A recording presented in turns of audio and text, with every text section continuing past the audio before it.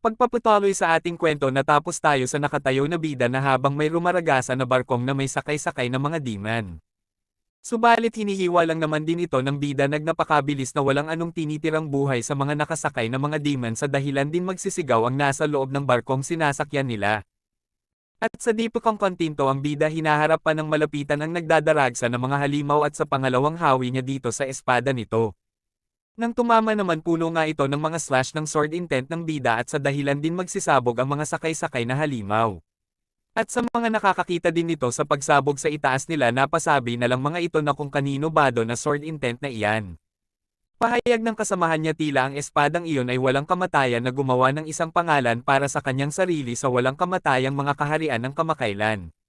Nabalitaan ko na nagmula siya sa isang maliit na mundo at tinalo si Mu Chuan mula sa immortal na kaharian ng Zhangxiang noong nakaraan. Dagdag niya na habang tuloy-tuloy pa rin itong bida natin sa pagsugot at pinagpupunit ang mga sasakyan ng mga halimaw dito. Dahil sa paghusga mula sa kanyang talinghaga siya ay nagtataglay ng lakas. Na pinahayag naman rin dito nila muli sa pinagmamasdan itong bida. Mukhang may lumitaw na ibang talentadong henyo. Lumilitaw na siya ay patungo sa gitna ng larangan ng digmaan. Nagtataka ako kung ano ang magiging reaksyon ng 9 Immortal Realms ng mga may Into kapag nakita nila ang lalaking ito. At sa pamamagitan din ng pagtataas ng kamay ng taong ito sinasabi niya din sa mga kasamahan niya. Kalimutan niyo na ang bagay yan sa pagitan ng mga mahuhusay na henyo wala itong kinalaman sa atin. Utusan ng iba pang mga barkong pandigma na sundan ako ipagpapatuloy natin ang paglilinis sa mga nakapaligid na masasamang demonyo. Balik sa ating bida at sa mga nagbabagsakan na sinasakyan nitong mga demon. Sa dami din ng mga pag-atake niya dito. Pagsabog at hiyaw nagnatatangkap ng mga halimaw dahil sa kung ano ba daw itong klaseng kapangyarihan. At sa nakikita naman ding isa nato sa katangian ng ating bida at pangamba sa sarili nito. Nagtatanong din siya kung sino ang lalaking nagtataglay ng pambihira lakas at gumagamit ng advance na pamamaraan. At sa Yuan Chiwen naman na habang walang ding kahirap-hirap na pinagpapatay itong dambuhalang halimaw na ito. Halos pinagdadaan lang din itong mga halimaw sa walang laban sa kanya. Subalit sa mga nakikita dito ni Yuan Chiwen sa mga atake ng bida sinasabi niya din dito na talagang ang sword intent ng bida ay talagang walang talo. Dagdag pa niya at naglalabas ng enerhiya sa kanyang sarili ngunit huwag mo ring isipin Zhang Fan na subukang makipagkompetensya sa akin gamit lamang ang mga simpleng atake mong iyan. At sa natapos naman dito si Yuan Chiwen nakabuo nga siya nito ng kanyang himahi na tinatawag niyang Green Phoenix Sword at gamit ang atake ng Green Phoenix Sword. Halos yumanig nga dito ang buong taas at malaking pagsabog na natatanggap ng mga atake ng mga halimaw. At sa muling nakakita din ng napakalakas na atake ni Yuan Chiwen sinasabi rin nila dito na karapat-dapat talagang siyang papurihan bilang isang henyo ng siyam na immortal na kaharian. At dahil din sa kapansin-pansin ang mga atake ng ating bida at Yuan Chiwen nagsasabi nga din ng batang ito na lumalabas na talagang minamaliit ko ang Yuan Chiwen at ang Zhang Fan na ito mula sa maliit na mundo. At sa pagpatay din niya sa halimaw na nasa tabi nito na walang kahirap-hirap masasabi ring talaga na malakas din ang batang ito. Bukod din sa interesado sa ating bida walang din niyang kahirap-hirap pinatay nito ang halimaw sa harap niya. Gamit ang kanyang bilog na hinirhiya sa kamay sinasabi niya din dito na may pagtawa na lampas sa inaasahan ko ang Yuan Chiwen na ganito rin pala kalakas ito. Ngunit hindi ko rin inasahan na magiging ganito kalakas din ng lubos ang kakayahan ng Zhang Fan na ito. Ngunit sa di rin nagpapatalo siya dito naglalabas nga ito ng malakidlat na atake na pinagtutusta ang mga halimaw sa baba niya. Dagdag pa niya kung gayon ipagpalagay ko na lang ang kinakailangan kong ipakita sa kanila kung ano ang ginawa ko dito. At sa kabilang banda na habang may isa ding nakatanaw sa gilid at na pinapanood ang mga labanan ng mga talentadong mga henyo. Sinasabi niya din dito na napakagaling. Ang mga nakatagong talentadong henyo na ito ng mga nasa Immortal Realm ay isa-isang lumitaw sa mga frontline ng larangan ng digmaan tulad ng sinasabi na hinulaan ng aking master. Dagdag niya dito na unti-unti din naglalaho na parang pagkain lang ang nasa tingin niya sa mga cultivator na mga immortal. Tama napakaganda nito na parang isang diamante na lumiliwanag sa kinang. At sa paglaho ng buong katawan niya naghabilin pa ito na natutuwa na sige lang magpatayan lang kayo bawat isa at maglaban-laban kayo. At patunayan niyo din sa naisa lang sa inyo ang pinakamaliwanag na may talento sa langit. Sa himpapawid at sa parang bay umuulan na ang mga atake na di na talagang mapigilan at sa patuloy din na pagsabog ng sinasakyan dito ng halimaw at pinagdadaan din dito ng pamamaraan. Ni Yuan Chiwen sa Green Phoenix Sword niya wala nga kalaban-laban ang mga halimaw sa labanan ng mga talentadong mga henyo sa kanila. At dahil din sa ating bida napahinto naman ito sa pakipaglaban at sa apak-apak din ang ulo ng halimaw. Napalinggan naman siya at sinasabi bakit pakiramdam daw niya ay parang may nakatingin sa kanya ngayon-ngayon lang. At dahil din dito ay napansin nga rin rito ni Yuan Chiwen ang bida na kung ano naman ang tinitingnan niya. Na habang may dumarating din na malaking barko sa taas nila at nadaanan ito ang ating bida at si Yuan Chiwen pasiga naman nila binabati sila Yuan Chiwen na tingnan daw nila. Ang kabayanihan at kagandahan ni Immortal Goddess Yuan Chiwen at tunay na kahanga-hanga.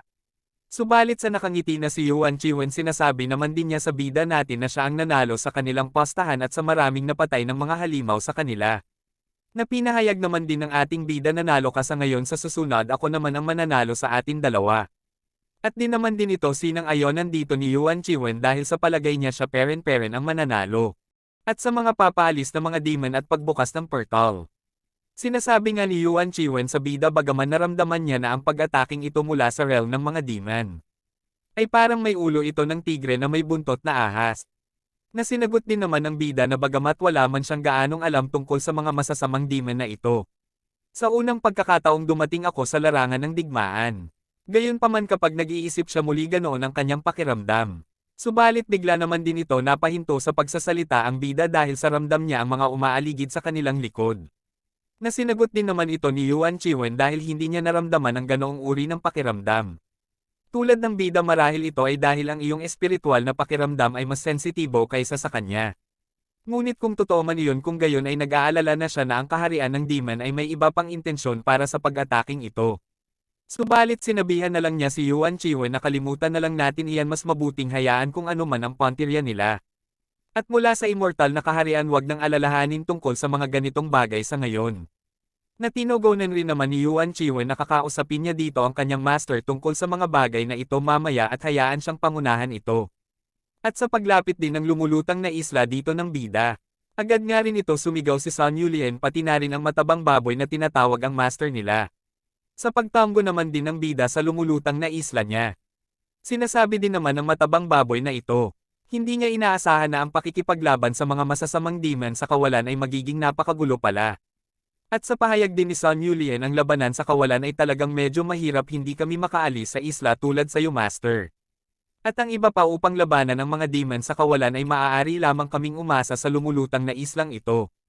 Na nagbigay daan sa isang bilang ng mga demon na nagawa kong patayin sa isang atake ng kanyang espada na makatakas. Na sinabihan rin naman sila ang bida kung mas maglilinang ka at nakatumuon sa pagiging isang immortal ng mas maaga. Ang mga ganitong uri ng mga hadlang ay hindi ka na sana mahihirapan pa. At sa pagkatonto ni Matandang Song nagulat din siya na possible din pala sila na maging isang immortal.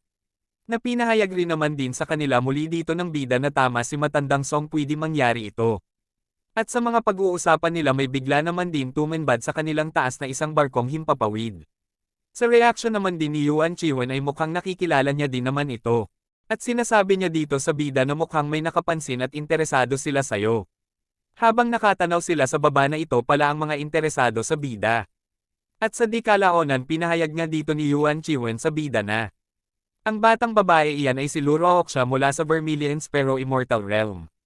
At ang batang lalaking iyan siya naman si Shu Chong mula sa Sacred Heavenly Pure Jade Sect. Mula sa pinakatimog ng Antarctic Immortal Realm. At sa kasagutan ng batang ito sinasabi niya din kay Yuan Chiwen na maaaring magdagdag naman ng ilang pagbabago sa kanyang pangalan kapag ipinakilala siya nito. Dagdag pa ng batang ito sa ating bida tama nang makita ko ang iyong mga kasanayan na manghana talaga siya nito. At napatanong siya sa sarili niya na ang lakas naman ng sword energy ng espada ni Brother Zhang Fan.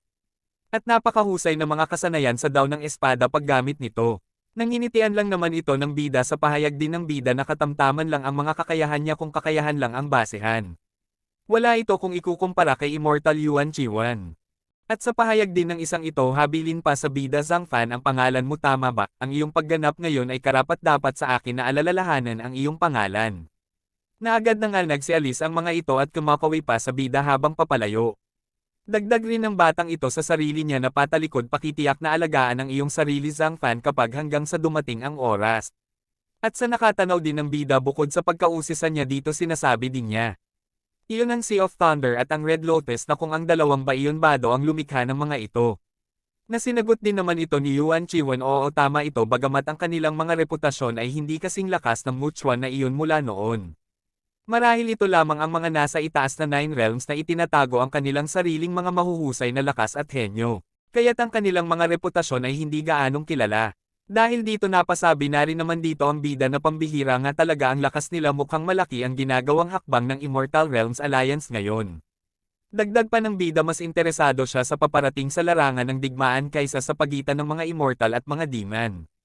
Nasinagot din naman dito ni Yuan Chiwen, sa wakas pagdating ng panahon hindi lang ikaw at siya magkakaroon ng isa pang pagkakataon upang matukoy kung sino ang mananalo at kung sino ang matatalo. Dagdag pa niya, ngunit magagawa rin nating makipagkompetensya sa mga Immortal Realms na iyon at sa larangan ng mga talentadong mga iyon. At sa kabilang banda, habang nagsama-sama pere ng mga immortal na mga cultivator sa paghahanda. Napasabi pa dito muli ang bida na kung isa ba ang mundong ito sa mga larangan ng digmaan sa pagitan ng immortal at mga demon. Nasinagot naman din ni Yuan Chiwen na oo, at ito ang Blood Abyss Battlefield. Dagdag pa niya, maliban sa pinakamatanda sa mga immortal na kaharian, walang nakakaalam ng eksakto kung gaano nakatagal ang larangang ito ng digmaan. Kaya maaaring ipagpalagay na marahil ay daan-daang libong taon na ang lumipas. Dagdag muli ni Yuan Chiwen, sa loob ng maraming taon hindi mabilang na mga immortal at demonyo ang nahulog sa larangang ito ng digmaan na nagsilang ng madugong ambon na ito. At sa payo ni Yuan Chiwen kay Sun Yulien, sinabihan niya nga ito. Bagamat ang ambon ng dugo ay kumalat sa buong kontinente, ang pinakasentro nito ay ang larangan ng digmaan, na may kakayahang manipulahin ang kaisip at malito ng mga tao, kaya dapat mong iwasan ito kung sakaling makatagpo mo ito. Nakinatakot naman dito ni Sun Yulian, na agad rin naman nila tinugunan ito at nagpapasalamat sa Yuan Chiwen para sa pagpapaalala nito sa kanila. Hanggang sa kumalat na nga ang hambog ng blood mist at tila nagmumukha ilog na nga ito at may buto pa ng malaking halimaw. Sa pahayag din ng bida, sinasabi din niya dito ito daw ay karapat-dapat na maging isa sa larangan ng digmaan sa pagitan ng mga immortal at mga demon. Ang maliit na mundong ito ay kinain at nagsisilbing ganap sa digmaang ito.